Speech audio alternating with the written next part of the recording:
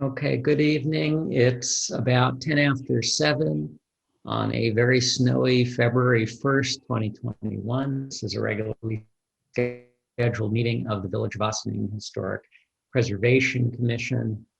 I'm Adam Markovich, the chairperson. With the others in attendance, please state your name for the record. Steve Casey. Catherine Wilson.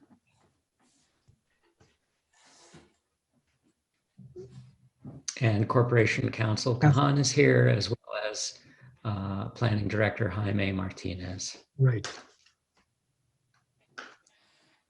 Okay, we have an applicant with us here tonight for the installation of solar panels on 54 Revolutionary Road. I figured what we would do, since we don't have a quorum as of now, is talk for a few minutes about the other agenda items or one or two miscellaneous items. And if we don't have a quorum by 7:15, we'll begin the discussion of the application. I wanted to start with a miscellaneous item, which is the high school essay contest, which again, I think was a great success. I've confirmed with the contest winner, Emily Wang, that she's received her prize. The essay is posted on the HPC's website. I thought it might be nice to forward the entry to the property owner, who may not be aware that a 10th grade student at Ossining High School wrote an essay about the old Crotonville school. I may have to follow with the planning department, unless, Stuart, you have any other ideas. I was unable to find address information quickly for the owner of the old Crotonville school, which is now the American Legion. So I think it'd be nice to send the property owners a copy of the essay, letting them know that a student wrote a winning essay about their building. Adam, all I need is the property address. I can look it up and I can get you the that information ASAP. It's 11 Old Albany Post Road. Fine. Okay, I'll look that up and I will get that for you. I'll probably have it for you by tomorrow morning. Okay, thanks very much. Sure. Another point worth noting, just as a side on this, is that in my looking around online about this property, it appears not to be in the Village of Ossining, from what I can tell. It appears to be in the town of Ossining, which is interesting to me, only in as much as it appears in the Village of Ossining, his significant sites and structures guide. I don't know if the boundaries changed at some point between the village and town since the guide was published in 2009, 2010, but it's worth noting that, at least from my preliminary looking around, the site appears to be in the town of Ossining. Actually, Stuart, if you could confirm that, I would appreciate that. Absolutely. Yeah, that we can certainly do. Sure. Okay, we have been joined by member Phil Ferranda. How are you doing, Phil? Snowed in and on my data plan because we have no Wi-Fi, but I'm here. Okay, very well. And I think I saw member Cole. Yes. Mm-hmm. Hi, Joyce. Good evening. How are you? Good. How are you? Good. And now we have a quorum, and I think we should proceed to consider the application before us this evening, 54 Revolutionary Road. So Jaime, if you could let the applicant or the representative in. Sure thing.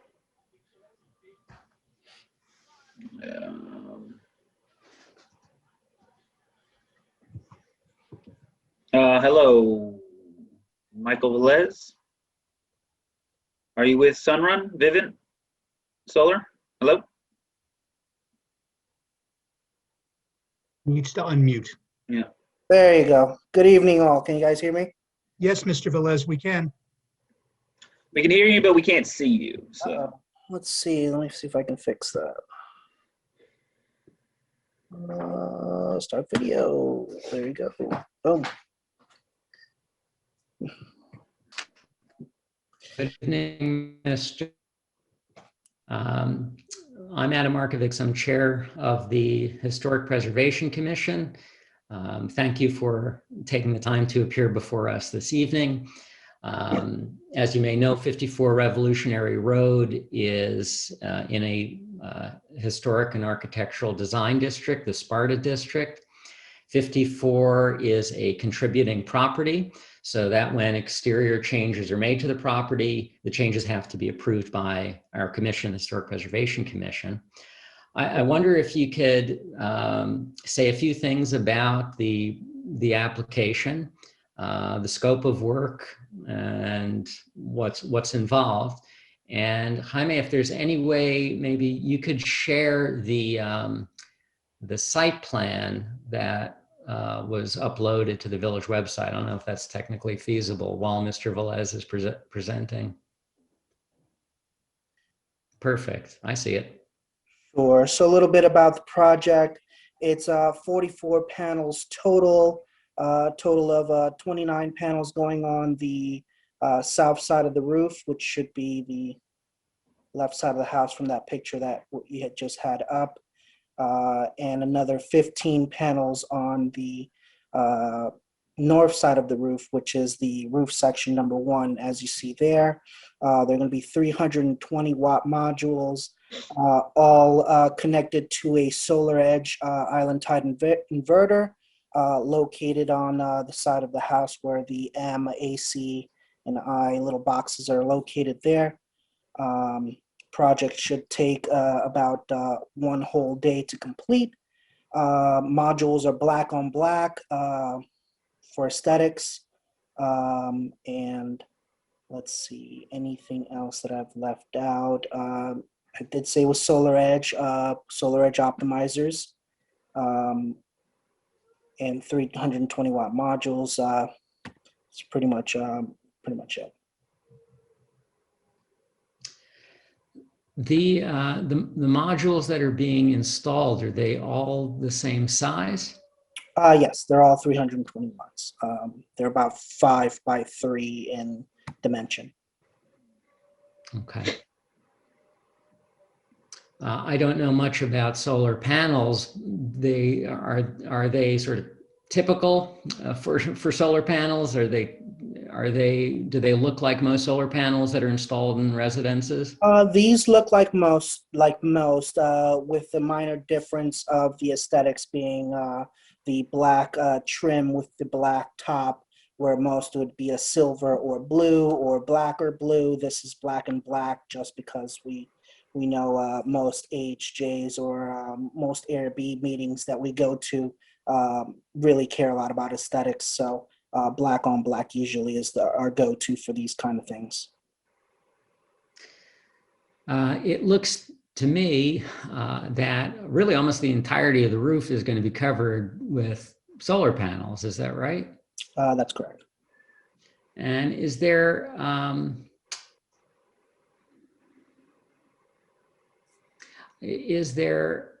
any way that the panels can be grouped toward the rear of the structure or sort of rearranged so that the bulk is toward the rear? Sure. I would have to see if that plane, which would be the top left corner, which is just blank, see if that's a viable roof section. I'm pretty sure if that is, we can move as many panels as we could to that section. Is that blank section the north side? That is the north, yeah. Top north. Adam, that might be physically possible, but that may detract from the efficiency of Right. solar because the southern exposure is what's necessary. North is like the worst direction to face into if you want sunlight. Okay. Mr. Velez, do you have a thought about that? No, he's absolutely correct. For this particular system, I believe we are offsetting almost 95% of their power. So yes, moving a significant amount of panels to that section would drop that offset, significantly. then that's just another conversation we'll have to have with the homeowner and see if it's, you know, a feasible system for them, and we'll move forward from there. But, you know, as long as we can make you guys happy, we'll try to work our best around it. Well, I think the only other question I would have is if the either side, well, the Revolutionary Road runs north-south.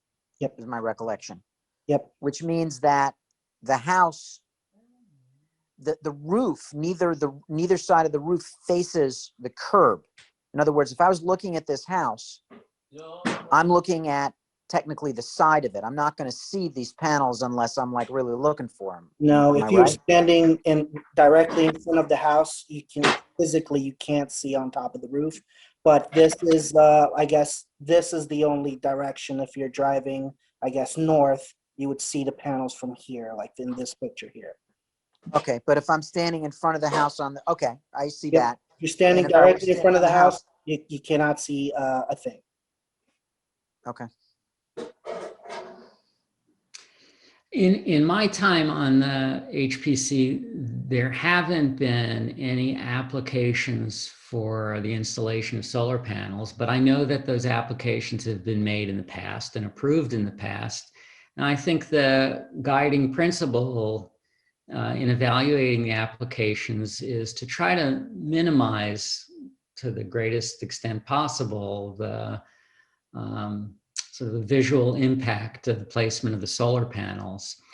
You know, other than my thought about placing some more of the solar panels on the north side, and there are obviously issues with that, Mr. Velas, do you have any other thoughts given that sort of principle that we try to work with and in evaluating these applications about minimizing the visual impact?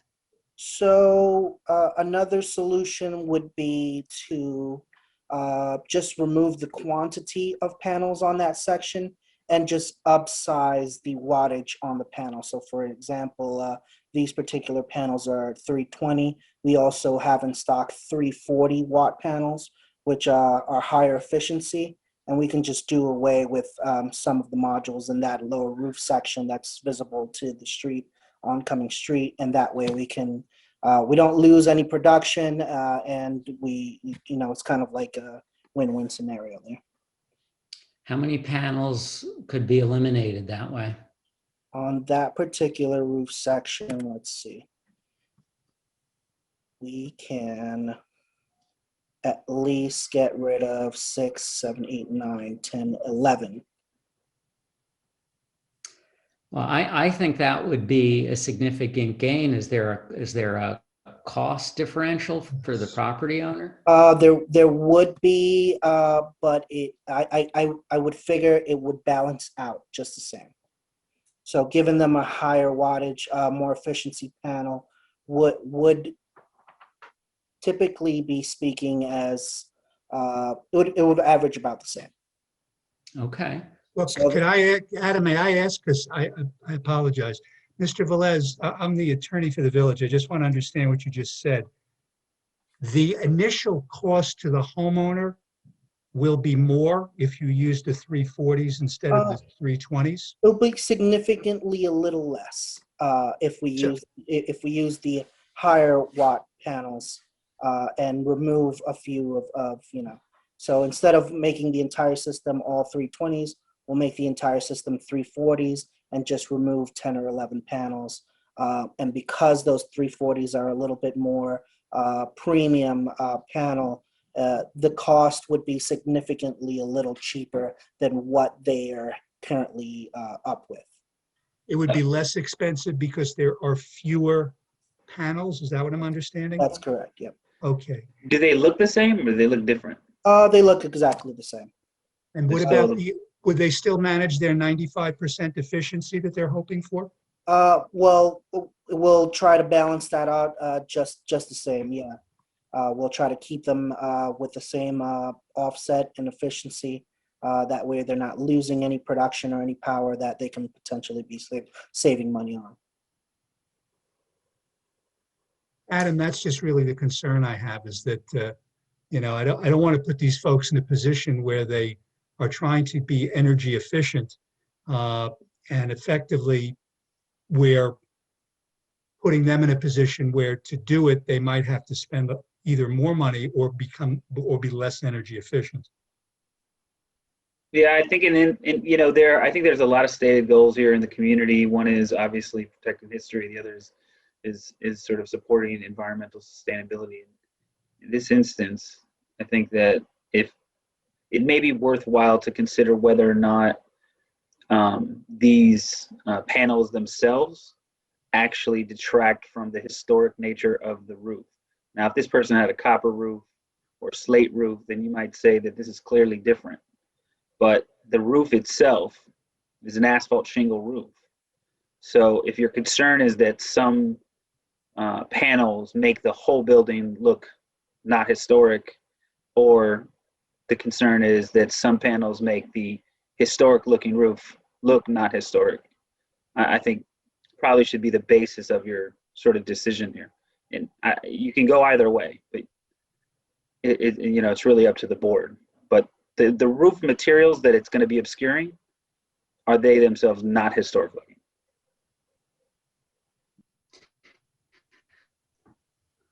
Okay. All things being equal from a historic preservation standpoint, the fewer solar panels, the better.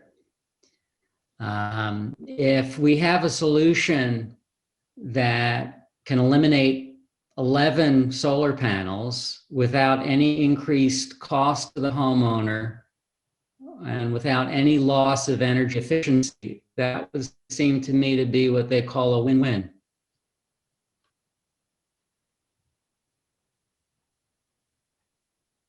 Adam, is there a photograph of the panel, like what it would look like?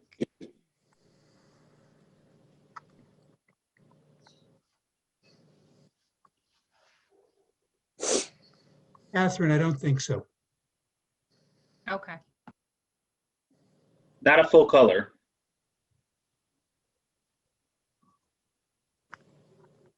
Do you have, can I go to your website, Mr. Bettis? Let's see. Let me see if I can pull one up. I'm not in the office right now. Typically, we have them in printouts, but let me see if I can find one. Here we go.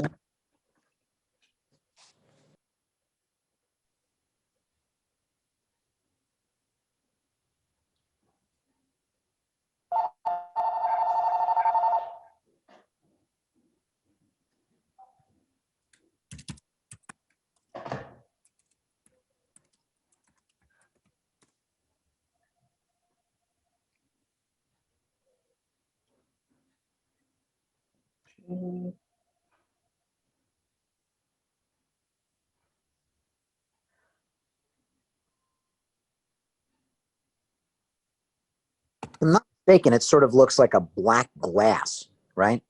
Absolutely. Black obsidian kind of glass. Like this kind? Here we go. Let's see what you got.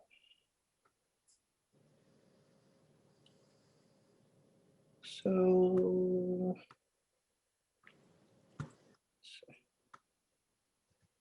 yeah, typically like those. So, what I did was Google Jinko Solar 320 watt, and I got this picture here. I'm going to enable your sharing, okay? Okay. Okay, let's see. Share screen. All right, go ahead. Share. All right. Do you guys see, can you see my screen? Yes. Yeah. So this essentially is what the module looks like. It's black trimmed and black on top. That's what they all would look like.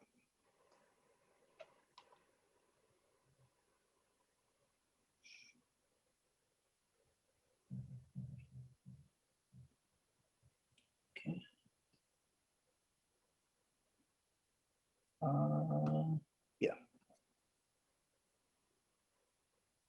Any thoughts, Catherine? Yeah, it would probably be fine on the black. Well, the roof is black, right? Roof Very is definitely black. gray.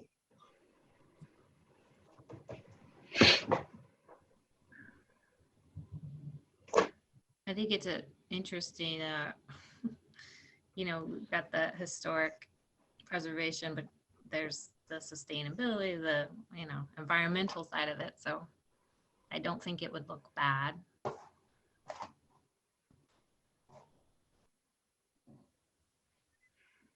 Yeah, Mr. Velez, I mean, from my perspective, it's not a question of whether we're going to approve this. It's whether any modifications can be made that Okay.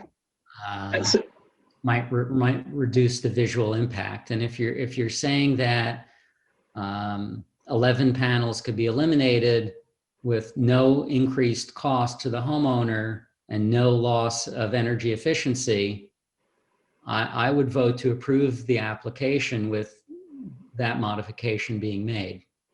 But Adam, that's not what Mr. Velez said. We don't know about the efficiency.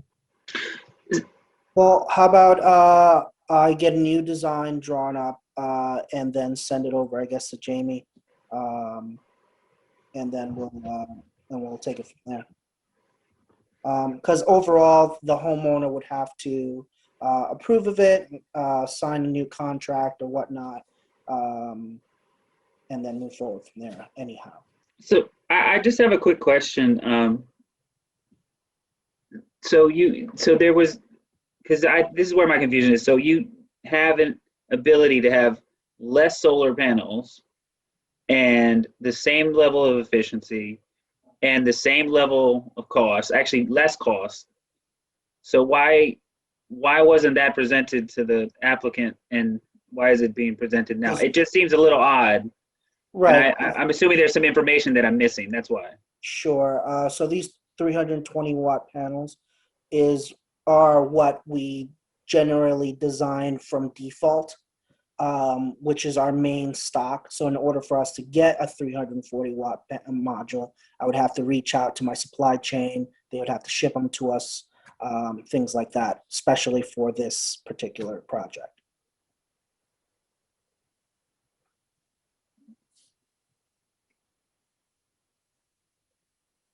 Well, does that mean there would be some kind of delay entailed in going with these panels? No, not at all. We generally stock them in most places across the country. So it's just one office shipping to the next.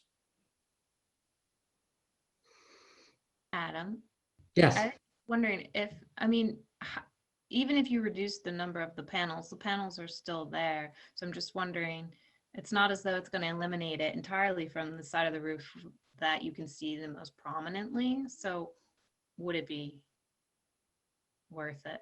I don't know. Is it worth it? I don't know. I'm thinking. I think that the fact that they are the black with the black trim is really as much as we could get from it being, less obtrusive in like a physical aesthetic way. I don't know if there's anything beyond that, except removing entirely from one side, which isn't possible. And in a way, it might sound like a win for historic preservation if the total number is reduced on one side, but that may introduce asymmetry. It might look better if more of the roof is covered rather than less. Yeah, it might just blend more. That's a good point. It's probably worth bringing up too that these are not permanent the way regular roof shingles are.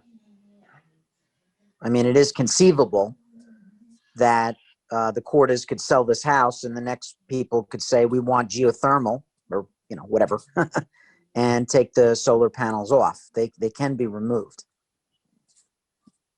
Actually, it's funny you mentioned that, Phil. The gentleman that I spoke with when he was making the application stated that the lifespan of these is less than an actual roof. That they are just temporary. They can be put up and they can be taken down. So they're temporary, just like satellite dishes. Yeah. Well, does anyone? I certainly, I state a position strongly to test it out.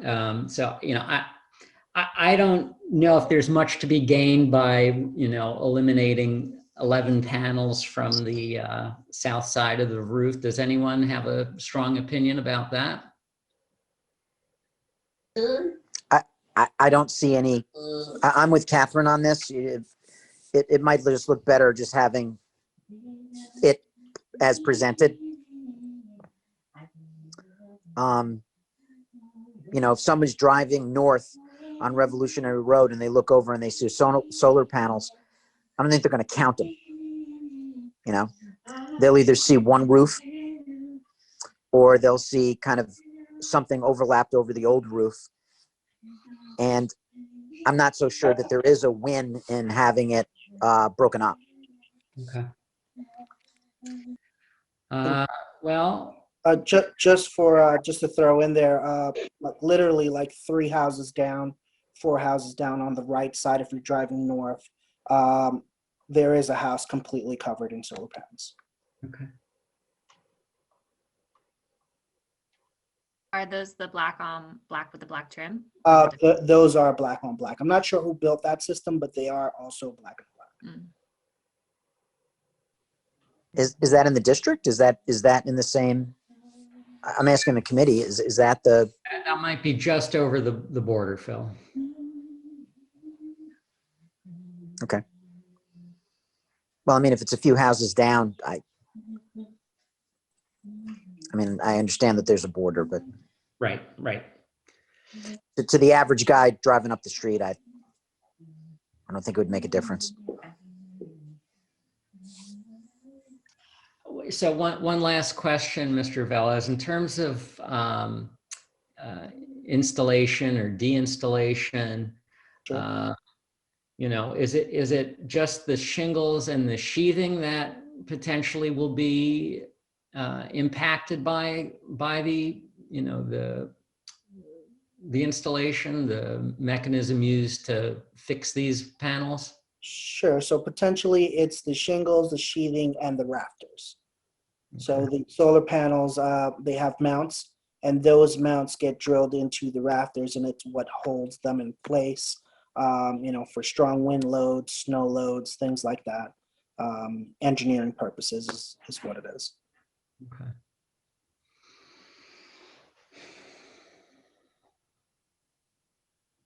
Adam, is that house historic? Contributing to the district. It's contributing. Do you know what? What year is built? It I looks like a craftsman house circa 20s, but I don't know. It's a tricky one because personally, I'm not a fan of solar panels on a purely, I think they're wonderful what they do, but do I want them on my house? Not necessarily. So I don't know if you can take that option away from someone because of the implications of what's doing for the environment. But I think my opinion is that if it's going to be done, the black with the black trim is probably the best option.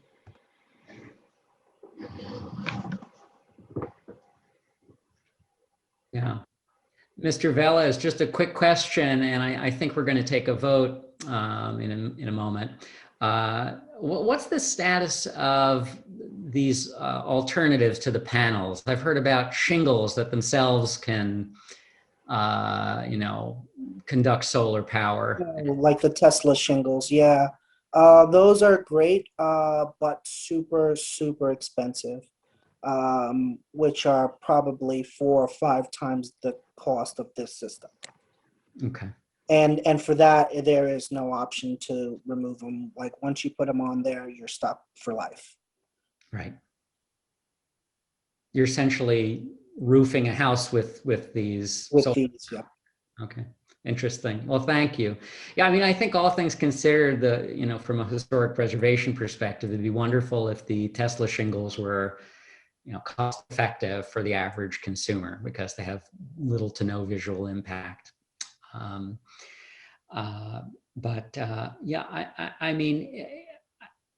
don't think that we can.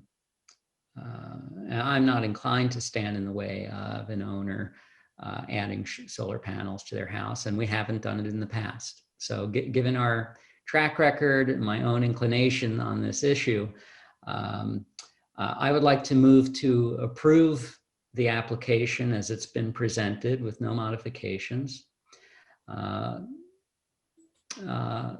Would anyone like to second that motion for a vote? I'll second it, Adam.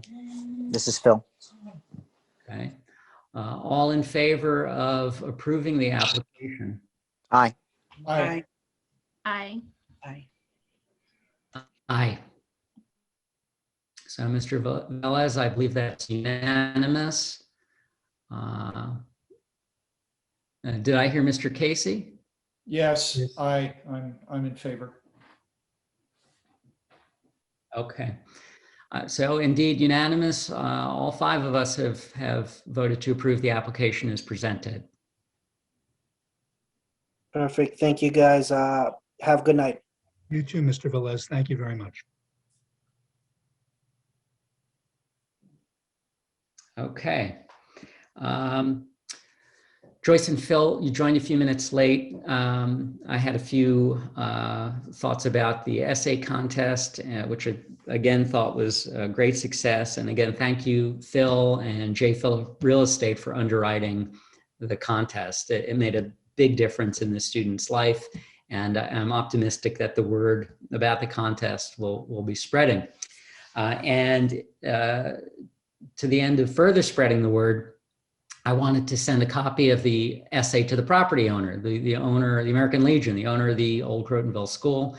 And Stuart Kahan is going to confirm the contact information for the owner and let me know whether, in fact, the property is in the village or the town of Ossining. That was not an agenda item formally, but I wanted to raise that. Two other items are on the agenda, the first of which is the First Baptist Church. I'll let the group know that I have a new contact at the First Baptist Church, and I had a conversation with her last week. Her name is Hazel. I'm afraid I don't have her last name with me. She and I spoke about the challenges that the church has faced raising funds to preserve the exterior. And she and I talked about available grants for conducting like a technical assessment or a condition survey. And I did some further research into the available grants. I believe there's just one.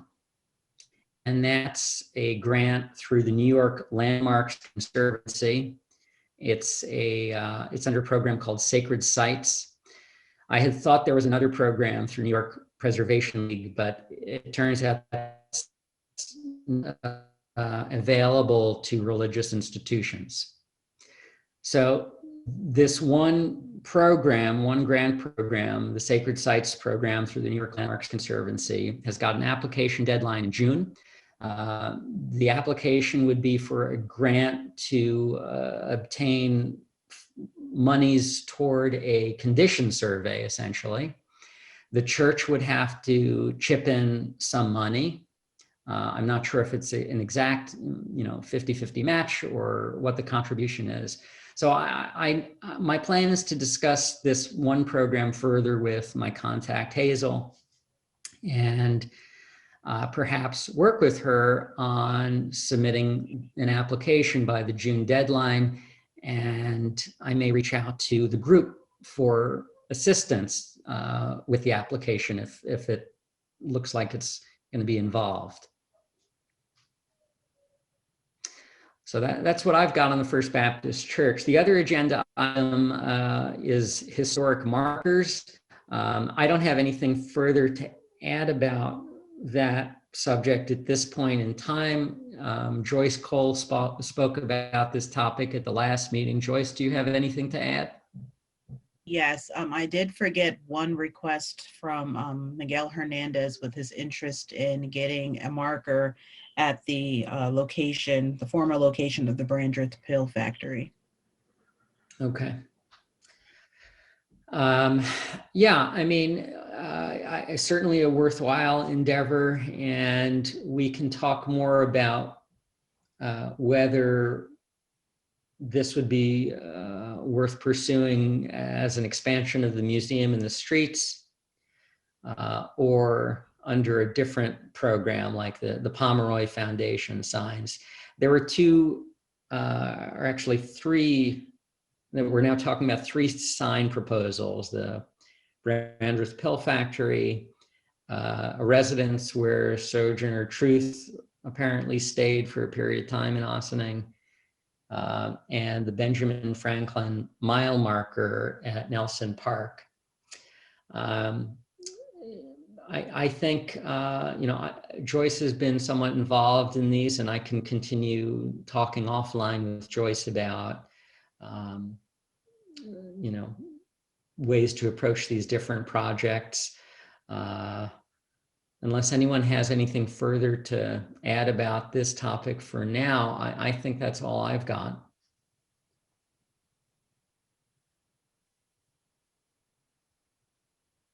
Okay. Is there anything else anyone wanted to bring up tonight? I have just one quick thing. I was wondering how much we can work with people in the community who have a large sort of social media presence to bring attention to things like the First Baptist Church. I don't know where that falls in terms of legal, or I haven't said anything to anyone, but I do have some friends that definitely can get the word out about things happening in Ossining and historic things, and I just see an opportunity there that I just wondered if that's something. Catherine, we have we do a weekly web blast. Yeah. And if you have something you'd like to put in there on behalf of HPC to sort of get interest in this, what I would suggest you do is contact Jamie Hoffman at the Village. She's the project manager. She works out of the manager's office. And it's her first initial J and then last name Hoffman at villageofossining.org. And she can arrange to get that in there. She can also put something directly on the webpage so that it can sort of, go out that particular way, through the Village's various, social medias. It gets a little dicier when we start putting stuff on other social medias, that's Village org. But if you wanted to have something that goes out that way, it certainly can, because, that goes, I think, through a constant contact. I think it's 6,000, maybe more, goes out weekly. So there's a lot of people who see that. So, and then from that, I guess it can get, republished, wherever. So that's just a thought if you have any interest in doing it. Yeah, I definitely, I could see how that would work to even get it up on social media for reposts and things. Sure. Thank you. Sure. Adam, I guess we could talk about that. Yeah, I think I'd like to have a follow-up conversation with my contact, and then, maybe at this juncture, we won't even need to do outreach. It'll just be a matter of getting this application together for the technical assistance grant. And again, the purpose behind getting this technical assistance grant or condition survey is to get an idea of sort of the most important areas that need to be addressed in the exterior, and an idea of what these things will cost. And my thinking was, let's get an idea of what needs to be done and how much it'll cost. And then from there, think about other grants like the New York State Parks and Recreation and Historic Preservation's grant. I think it's called an Environmental Services Grant, something like that. And raising money from the public. But I think first we need to have a clearer sense of what needs to be done and how much it'll cost. And finally, Joyce, I saw an email, maybe it was a Village blast, as Stuart just mentioned, about some interesting Black History Month events. I wonder if you could say a word or two about that. Sure. It's a Black History and Culture exhibit for a month. It's starting this Saturday and it's running through March 5th. I'm taking a local approach to Black history instead of learning about, the big names. We're going to celebrate the big names in our community, past and present, but spending a lot of time in the past about things that people don't know, the first Black fireman and cop, and different issues that they faced in the resilience of the community despite some obstacles they had, and just looking at Black life over 2 centuries. And there's I believe five live events, and every week there's something. There's a jazz concert, and we talk to the artist Ted Daniel about his life growing up in Ossining. We have KJ Dennert. We have young local artists that are showing their paintings. It's just a celebration of Black life. A lot of kids that I didn't know were so super talented in this community, their paintings and their drawings and their photography, and just a time for them to amplify their voices and share with their community. So it's gonna be very nice. It's 7 rooms of history, Black history in the community. Was this your doing, or it was a collective involved in launching this? So it was kind of my doing, but it was a community effort. So I do a lot of digging around, obviously, and I would find facts, and I was trying to figure out what happened, and I had to start going to elders and have people digging in closets and boxes. I probably got a lot of people to do some spring cleaning, but I got a lot of stuff from people looking into their history, piecing it together, because there is no record of a lot of the things that did happen. So we're creating the record basically by reaching out to the community and compiling this information. So it's really interesting when you're going to someone's house and you're telling them about their ancestor that's their great-grandfather they had no idea about, but they had all the information in their basement. So it was a learning experience for them, for me, and it will be for the community, because it's Black History Month, but it's Ossining history. Yeah, this is such a worthwhile project, and I'm really, really interested in it. I hope some of these events will be recorded if people can't make it live. Yeah, there's going to be a virtual, it's at Bethany Arts Community. It's going to be a virtual component, and then you can go inside. The live events are streaming live, and they'll be on Facebook as well. Okay, very good. Well, I hope everyone will have an opportunity to tune into at least a little bit of this. Congrats, this is really exciting.